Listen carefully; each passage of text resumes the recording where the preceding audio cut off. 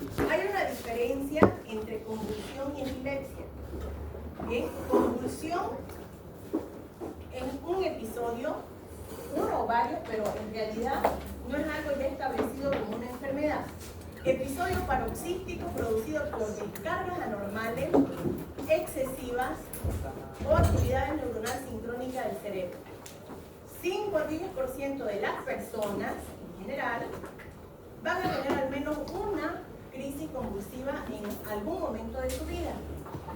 Generalmente al inicio de la infancia o al final de la vida, que puede ser por diferentes causas. Puede ser por tumores, puede ser por hemorragia, por ACV, por distintas causas. ¿Bien? Ahora, ¿qué es la epilepsia? Ya es un trastorno donde se presentan convulsiones o crisis recurrentes por un proceso crónico. Entonces, cuando ustedes ven un episodio, uno se equivoca y dice epilepsia, pero epilepsia, fíjense que ya es algo que está establecido, que es recurrente durante mucho tiempo. Pero una convulsión y un ataque epiléptico son. Sí, porque ya la palabra epilepsia está como establecida como sinónimo de convulsión, pero en realidad convulsión es el episodio y epilepsia ya es un trastorno, ya es la enfermedad que uno tiene de manera crónica. Son una de las principales y más frecuentes enfermedades neurológicas crónicas en todo el mundo. Unas 50 millones de personas padecen epilepsia, o sea, el trastorno ya crónico. Y se estima que el 70% de las personas con epilepsia podrían vivir sin convulsiones si se diagnostican y se tratan adecuadamente. ¿Bien? ¿Por qué? Porque es como, por ejemplo, la diabetes, es como, por ejemplo, la hipertensión, son cosas que no se sanan, pero que sí se controlan.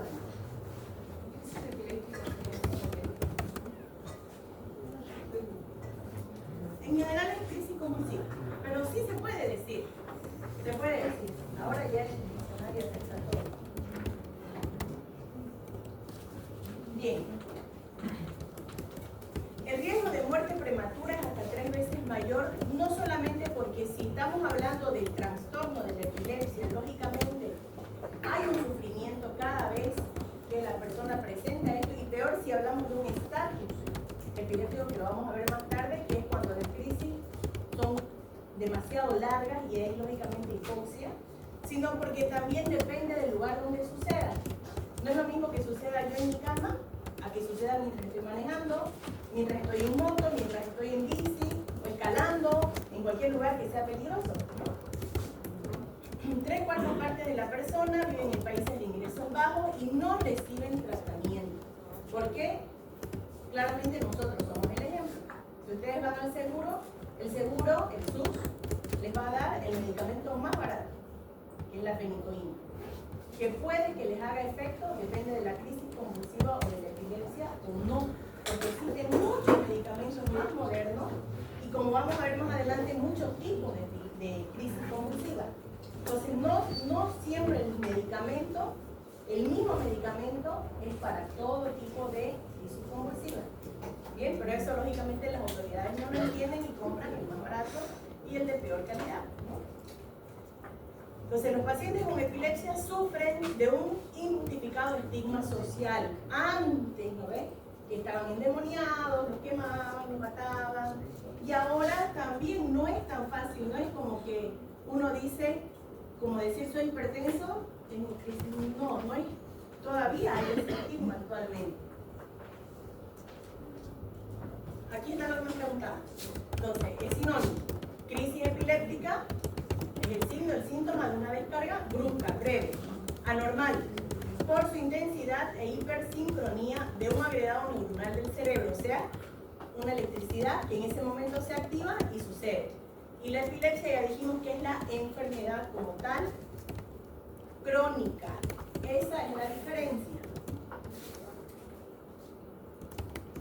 Síndrome sabemos que es el conjunto ya de diferentes, pueden ser enfermedades, pueden ser autoinmunes, no autoinmunes, pero ya es un conjunto de síntomas y signos que definen un proceso por la historia, las causas, el tipo de crisis y las anomalías que ya vemos en el electroencefalograma, que ya están establecidas.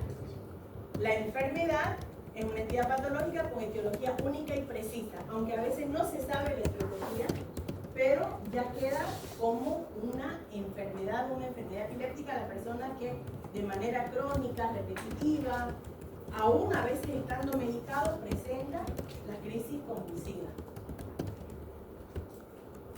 Y la encefalopatía epiléptica, entidad en que las propias descargas o anomalías contribuyen al deterioro progresivo de la función cerebral. Por ejemplo, esto sucede más en los pacientes que tienen parálisis cerebral, pero severa, hidrocefalia severa, donde ya han tenido alteración en la estructura, donde ustedes le hacen una tomografía y por más que haya sido derivado con su derivación vesículo-peritoneal y no tenga ya una hidrocefalia, ya la masa cerebral en sí ya está dañada.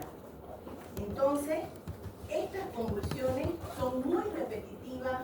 A veces el tener solamente 3, 4 a la semana es poco, porque puede ser que tenga todos los días y esto va causando deterioro neurológico progresivo. ¿Bien? Ahora, ¿cuáles son los tipos de crisis que tenemos? Tenemos las focales y las generalizadas. ¿Cuáles son las focales? Como su nombre lo indica, en áreas limitadas. ¿Bien?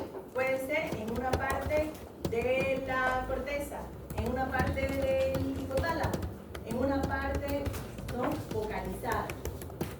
Generalmente por alteraciones estructurales, que era por ejemplo lo que veíamos ayer en el caso de la neurocisticercosis, por estimulación de ese foco inflamatorio de un quiste, puede darnos una crisis focal, una crisis convulsiva focal. Generalizada se origina en el interior, en la parte cerebral, en el interior, y se conecta rápidamente con ambos hemisferios. Origen por alteraciones celulares, bioquímicas o estructurales. Es como que empieza, puede ser que empiece en un lugar, pero va a desencadenar y va a estimular todo el cerebro, que son las que generalmente se ven, las que son más aparatosas, que son las, vamos a ver más adelante, las crónicas, las hipotónicas. Ahora, tenemos focales y generalizadas. Entre las focales tenemos focales sin alteración de la conciencia y focales con alteración de la conciencia. Entre las generalizadas tenemos las convulsiones de ausencia típicas, que son, por ejemplo, ustedes están conversando con la persona y de pronto la persona se calla, o por ahí empieza de repente a hacer alguna otra actividad que no tiene nada que ver con la conversación y de pronto otra vez se conecta. Pero esa persona no sabe que sucedió eso. ¿Por qué? Porque está en su crisis convulsiva de ausencia. Ustedes le van a decir, mira, te pasó esto. Y la persona va a jurar y perjurar que no sucedió. ¿Por qué? Porque se desconectó en ese momento. Las crisis de ausencia atípicas están acompañadas con alteraciones estructurales que son de peor pronóstico y las convulsiones tónicas-clónicas, que son las que vemos que hay movimiento generalmente de las 4 extremidades, lógicamente con alteración de la conciencia, incluso puede haber relajación de esfínteres. Bien, en epidemiología, 0,5 a 1,5% de la población, mayor incidencia, dijimos, en la infancia y también en el paciente adulto mayor, mortalidad aumentada, lógicamente. Ocasionalmente los pacientes epilépticos sufren muerte súbita inexplicada.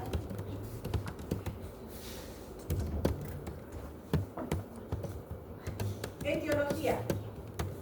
Lastimosamente, 70% es desconocida. 30% secundaria, que puede ser secundaria a problemas congénitos o problemas adquiridos. Ya dijimos, ¿no?, que es más frecuente en los niños, en los adultos. En los adultos va a ser más secundario algún origen cerebrovascular. Hereditarias, o sea, siempre preguntar si existen familiares ante el primer episodio, siempre hay que preguntar si existen familiares con eso para ver la parte hereditaria. Congénita, fíjense, adquirida, traumatismo, lesiones postquirúrgicas, postinfecciosas, infartos, tumores, esclerosis, tóxicas por alcohol y otras drogas, degenerativas, metabólicas, autoinmunitarias, ¿no? Pero estas son la minoría, 70% son desconocidas. Es solamente dar tratamiento y hacer controles. La fisiopatología.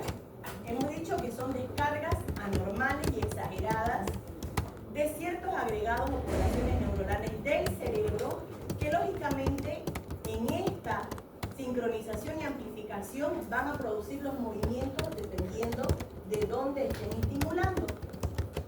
El elemento neuronal básico es el cambio de despolarización paroxística, la sincronización de muchos procesos capaz de producir los paroxismos electriformes de forma de punta. Esto es lo que se ve en el electroencefalograma. Cuando ustedes están haciendo el electroencefalograma y es anormal, ustedes han visto un electrocardiograma.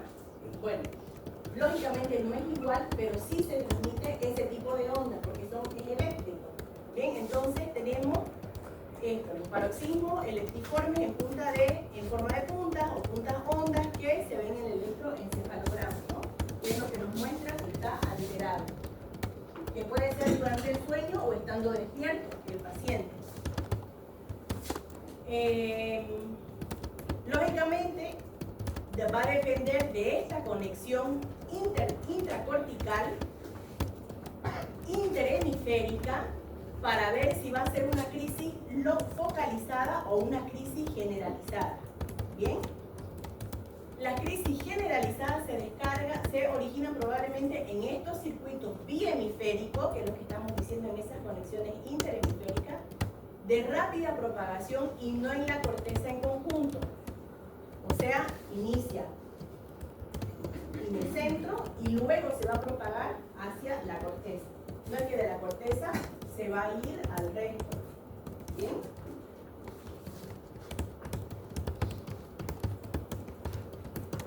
Causas. Acá tenemos, dependiendo de las edades, cuáles son las más frecuentes. En neonato, hipoxia, hemorragia, infecciones. Hemorragia, por ejemplo, cuando hacemos esa sacudida que se le hace a veces a los bebés, que ahí estamos ocasionando traumatismo en los bebés. Por eso es que antes no ven que se los alzaba y se jugaba. Eso no se puede hacer. No se puede hacer. No se puede hacer. ¿Por qué? Porque cada que ustedes lo alzan y lo agarran, el cerebro igual pues sube y baja.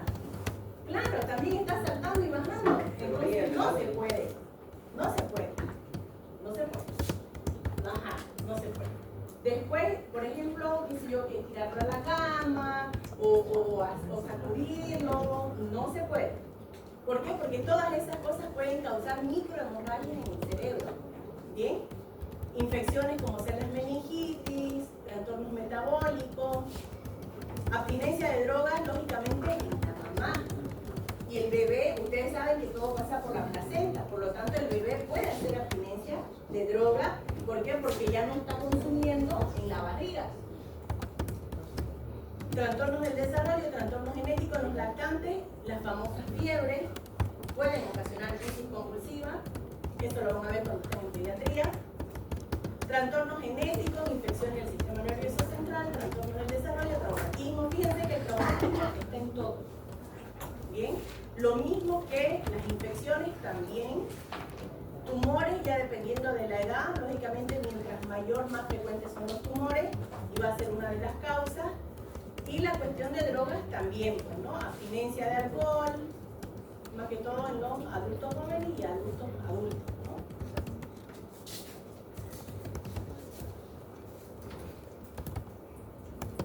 Mecanismo de acción, ya dijimos, despolarización, prolongada de la membrana debido a la entrada de calcio extracelular, que lógicamente va a ser el intercambio, la apertura de los conductos de sodio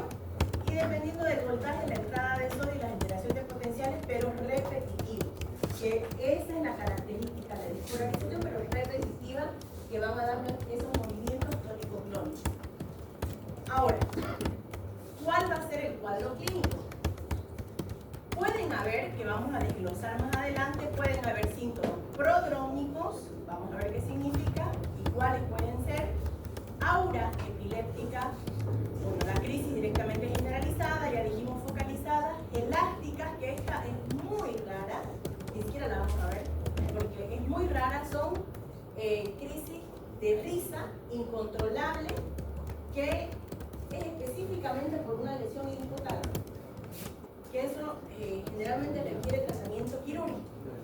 Y el estado de mal epiléptico, que igual vamos a ver más adelante. Vamos a desglosar cada uno. Esto es un poquito de lo mismo que ya repetimos, ¿no? Las generalizadas pueden ser motoras, las tónico-clónicas, no motoras, las de ausencia, las focales, motoras, no motoras, con alteración de la conciencia, sin alteración de la conciencia. Y lógicamente pueden haber también focalizadas que luego se generalicen. Empezar de repente en una mano y después ya se hacen generalizadas. Bien. Síntomas prodrómicos. Pro quiere decir antes, ¿no? Entonces a veces la persona o el entorno mira esto y ya sabe que le va a venir su crisis. Entonces, incluso hasta para poder acomodarse en algún lugar o avisar a la persona para recibir ayuda. Pueden ser cambios de humor, que puede ser días, no solamente ese ratito, irritabilidad, alteración del sueño y del apetito. Y esto, como les decía, puede ser varios días antes o semanas antes. Por eso es prodrómico. El aura no son síntomas, sino que más bien es subjetivo, son sensaciones que dice la paciente, que dice la persona. Puede decir que ve de repente puntitos negros, o que de repente ve que se le nubla la vista, algo puede ser visual, sensitivo, olores, psíquico, previo a la crisis. Pueden ser sensaciones epigástricas o crisis focales frontales, sensación de mareo, evasión, presión, en el momento antes de la crisis. El otro pueden ser días. Esto es antecito de la crisis. La generalizada, lógicamente, es la persona presenta ya la crisis, alteración de la conciencia desde el inicio del ataque, con descarga difusa, simétrica, y se puede ver también en el electroencefalograma, lógicamente todo eso, afectando manifestaciones motoras y casi siempre en las 4 extremidades, por eso se llama generalizada. Las no motoras o ausencia reciben el nombre clásico de ausencia, ¿por qué? Porque la persona detiene su actividad, es lo que les decía. Queda con la mirada fija como ausente, no contesta y luego recupera la conciencia y la persona ni se dio cuenta. O puede hacer otras actividades, incluso, como les digo, yo he visto de personas que se paran o empiezan a hablar así como, y después se vuelven y siguen la conversación como si no hubiera pasado nada. Y no se acuerdan, no se acuerdan. Pero puede haber crisis de ausencia durmiendo. Yo creo que sí, pues no. Pero la cosa es que solo se diagnosticaría en pleno electroencefalograma que le estén haciendo durmiendo. Pero sí, si hay generalizada, tónico-clónica, sin duda pueden haber ausencia. Y el estado de mal epiléptico es cuando la crisis dura por lo menos 5 minutos. Y el focal si dura más de 10. Y cuando su repetición es tan frecuente que no hay recuperación entre una y la otra convulsión. Ustedes saben, viene la crisis epiléptica. En la tónico-clónica generalizada, una vez que pasa la crisis, existe lo que se llama el ictus, o sea, el posictal, el estado posictal, que es cuando el paciente pasa la crisis y está tan relajado que tampoco va a responder a estímulos. ¿Pero por qué? Porque es un estado terminal donde el cerebro está recuperándose, está nuevamente recibiendo irrigación y recién después de eso la persona va a reaccionar y va a respirar nuevamente, va a hablar, ¿bien? Entonces, el mal epiléptico va a ser si la crisis dura más de 5 minutos sin parar, que la persona esté convulsionando todo el tiempo, o que entre una y otra no haya esa recuperación, no haya el estado coital, que se despierta, sino que permanentemente te pasa, espera un ratito, pero no se recupera nuevamente. ¿Bien? Acá generalmente requiere sedación. Y el paciente tiene que ir, a veces hasta se lo tiene que intubar, porque no dejan de convulsionar. Y cada convulsión es una hipoxia para el cerebro. Bueno, ustedes ya vieron anatomía patológica. Bien, síndrome epiléptico. Fíjense la cantidad que tenemos de síndrome epiléptico: epilepsia focal idiopática, familiares autosómicas, focales sintomáticas, generalizadas, reflejas, epilépticas, mioclonía. Ahora, en general, ¿cómo vamos a hacer el diagnóstico? Sea una crisis o sea porque ustedes no saben, el paciente en otros países a veces sí tienen una manilla o tienen un identificativo cuando tienen ya la enfermedad como tal, cuando tienen epilepsia, pero aquí no. Acá ustedes le llegan con emergencia convulsionando y no saben más.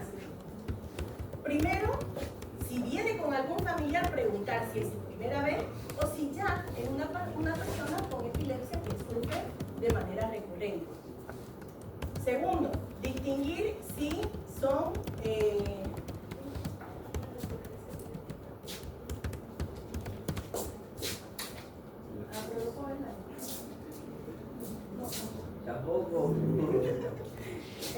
naturaleza epiléptica, debe ser de repente o primera vez. En el examen, esto en la anamnesis. En el examen físico, lógicamente, siempre en la ABC, siempre. ¿Por qué? Porque puede, en la persona hay el riesgo de broncoaspiración. Bien, y también otra cosa, no hay que meterle el dedo para que no se muerda la lengua. Mentira, porque ahí corren el riesgo de que les muerda tan fuerte que más bien los lastima a ustedes. Lo que tienen que hacer, vamos a ver más adelante, ponerlo de lado. ¿Ya? Entonces, ABC, D, ya saben ustedes lo primero, y lógicamente después, con el coital, ustedes ya pueden hacer un examen neurológico porque es muy difícil que en plena convulsión estén haciendo su examen neurológico. Laboratorio,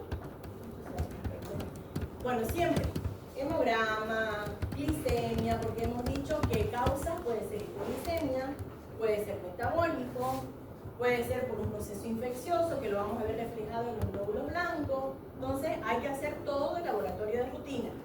Y lógicamente el electroencefalograma, que es lo que nos va a mostrar las ondas alteradas si ya es un problema estructural.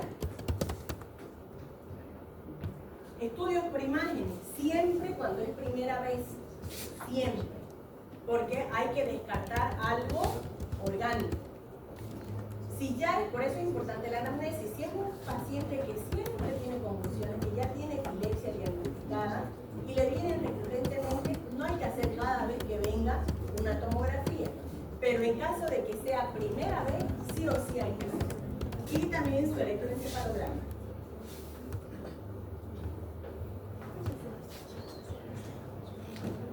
Bueno, cuando se nos pase no va a estar así porque mi computadora no está así. Diagnóstico diferencial, bueno, este diagnóstico diferencial, pero fíjense, hipoglucemia, porque es una de las causas. No orgánica en el sentido de que no va a ser una lesión en el cerebro, pero sí por hipoglucemia,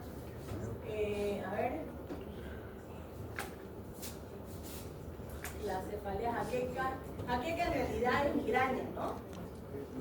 Que pueden traer crisis así convulsivas por espasmos a nivel de las arterias, vértigo, síncope. Síncope, ¿por qué? Porque el síncope es más de origen cardíaco, pero puede dar hipoxia. Y la hipoxia puede dar una convulsión.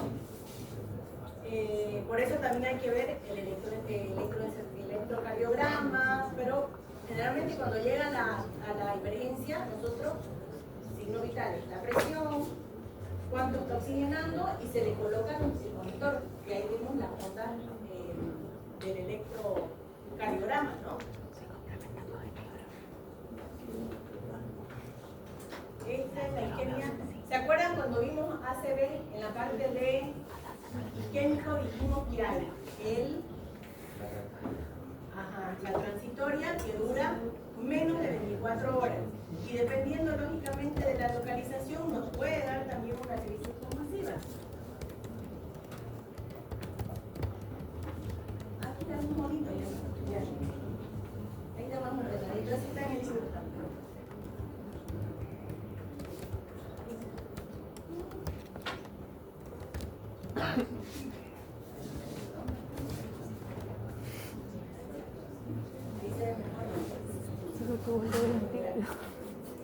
El pronóstico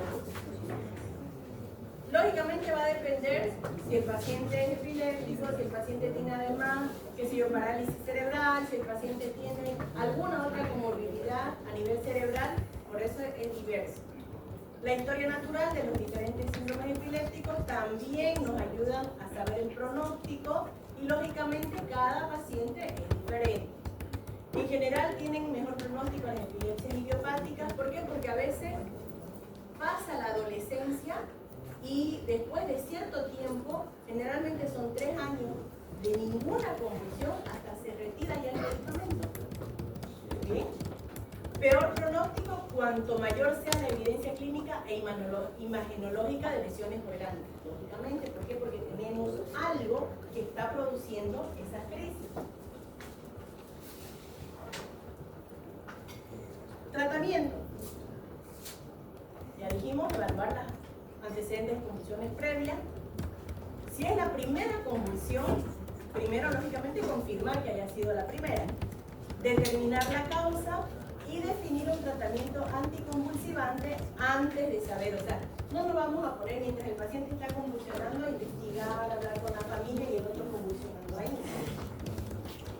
Si ya tiene antecedentes, igual, ver qué fue lo que la causó. Chocolate, sol, mucho esfuerzo, estrés, son factores gatillos en las personas que tienen epilepsia. Y valorar también si el tratamiento es el adecuado. Generalmente, si uno empieza en el niño, lógicamente no va a ser la misma dosis mientras va creciendo y va engordando. Entonces, por eso los controles tienen que ir acompañando para ir modificando no solamente la dosis, a veces la medicación. ¿Bien?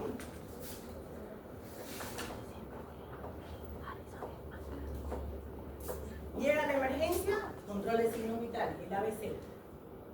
Si hay convulsiones previas, ver por qué, ver el tratamiento que estás recibiendo, si no tener que cambiarlo.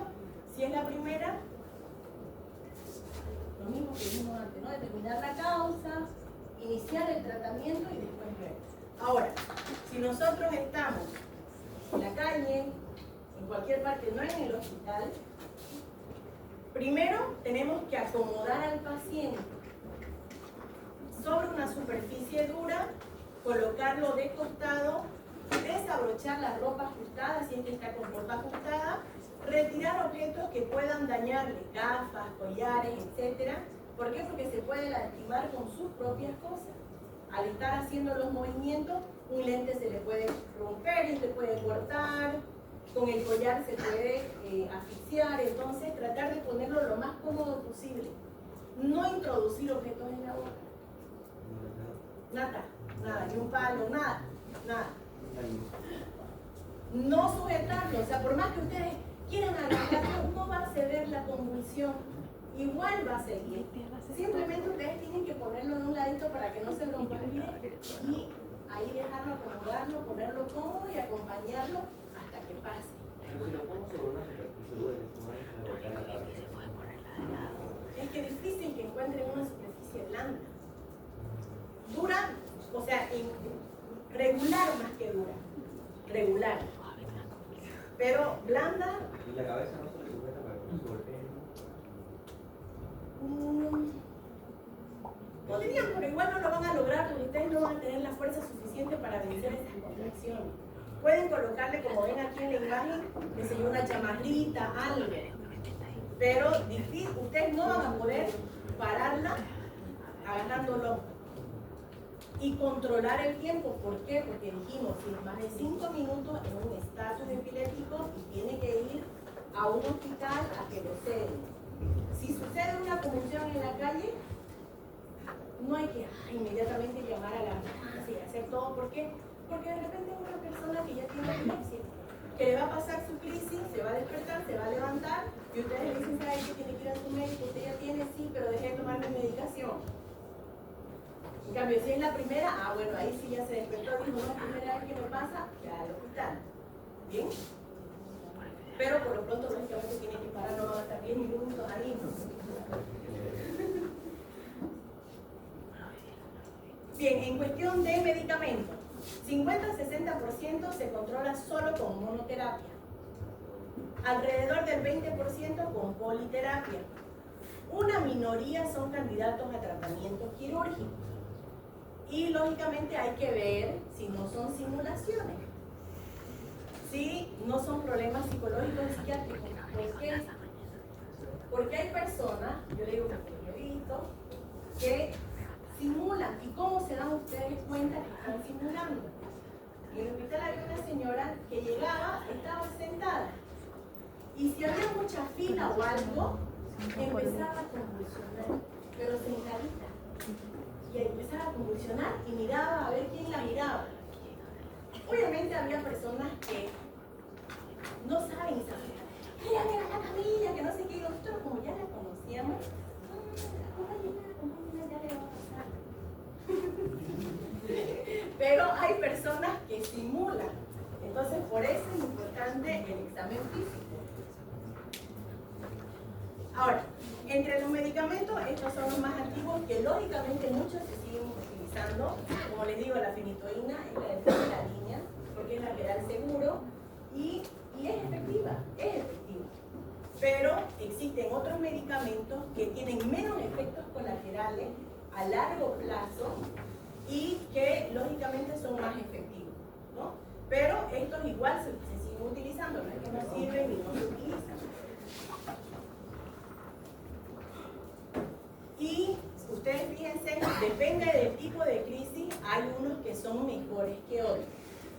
Bien, yo ya les dije que no voy a preguntar dos, pero por lo menos tampoco voy a preguntar, no le voy a decir deme 6. Uno, exacto, uno en este caso, pero el diabetes 2, ya vamos a, pero ahora no nos preocupemos por diabetes. Ya después nos vamos a preocupar por eso. Ahora, el inicio del tratamiento, lógicamente tenemos que hacer un buen diagnóstico, porque no vamos a medicar a alguien que está simulando. Entonces, por eso tenemos que hacer un buen diagnóstico, explicar los efectos secundarios. ¿Por qué? Porque, como les digo, los antiguos tienen más efectos secundarios a largo plazo, porque no es una sola dosis, no es un antibiótico, ustedes le van a dar por 5 días. Es un medicamento que por lo menos va a estar 6 meses o un año. ¿Bien? Entonces hay que conocer el remedio y ver y decir cuáles son los efectos secundarios. ¿Por qué? Porque algunos son tan molestos que requiere cambiar la medicación. ¿Bien? Ante la duda, observar lógicamente y esto, se introducen de manera progresiva. No, algunos no se empieza con la dosis completa, sino que vamos con la dosis estándar y a veces vamos a ir subiendo o cambiando. Y lógicamente hay que hacer cambios en el estilo de vida. Si ustedes han visto alguna vez películas, incluso en los niños en otros lados les ponen hasta casco. ¿Por qué? Porque si se caen para que no tengan TEC. Aquí no ven. Que sean libres. Y hay comida, como les decía antes, que son gatillos. El chocolate, las bebidas energizantes, el alcohol, todos esos son gatillos en las personas que tienen epilepsia. Dice, solo están prohibidas las actividades deportivas de riesgo no supervisables, o sea, escalar, largarse en paracaídas, parapente, cosas así, digamos, ¿no? Donde le puede dar la crisis y abstención de alcohol y drogas porque son gatillos. En el anciano, la gabapentina, levetiracetam, son medicamentos sin interacciones, o sea, con menos efectos secundarios y menos interacciones con otros, porque sabemos que los viejitos son polimedicados y la idea es también no dar un remedio que vaya a contrarrestar la acción de otros. Pocos sedantes pueden ser usados en ancianos a fin de reducir los efectos secundarios. Y lógicamente en la mujer embarazada también hay que saber qué medicamentos se puede dar y cuáles no. Control de natalidad, ciclo menstrual y crisis, porque hay que cambiar la medicación, disfunciones reproductoras, embarazo, lactancia, todo eso hay que ver, ¿no? Para ver si también nos pasa a través de la leche. Cuando entra la emergencia, lógicamente nosotros tenemos que parar la convulsión, que se le coloca diazepam. En vena es medio difícil porque va a estar convulsionando, entonces intramuscular. Ustedes le colocan intramuscular, a no ser que les toque una de esas enfermeras buenísimas que en plena convulsión le cae una vía, ¿no? Pero si no, le colocan la primera dosis intramuscular o rectal y luego ya le colocan la vía.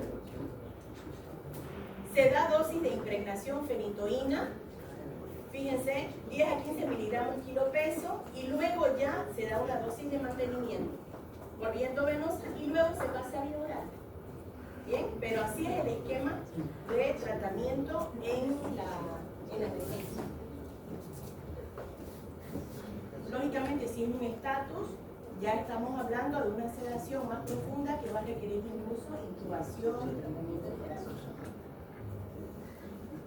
Este es el mismo algoritmo, fíjense, una benzodiazepina, el antiepiléptico. Si es un síndrome convulsivo generalizado, igual, damos medicación para midazolam o propofol. Si es complejo mioclónico, agregamos además un antiepiléptico endovenoso y luego lo cambiamos a vía oral.